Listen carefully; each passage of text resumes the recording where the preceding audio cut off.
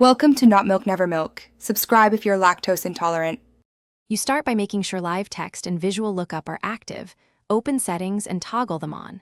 Once done, unlock your iPhone 16 and open the Photos app or camera. Select the photo you want to search. Make sure the image is clear and centered. Good lighting helps.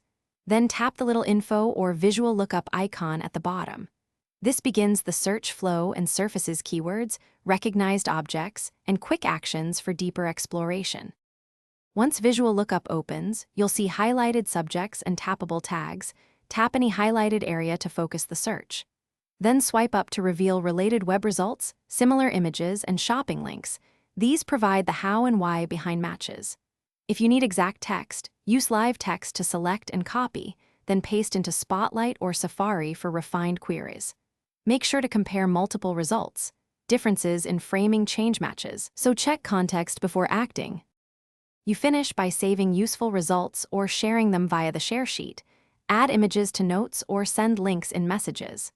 If results are noisy, crop the image, adjust keywords, or take another photo focused on the subject to improve accuracy.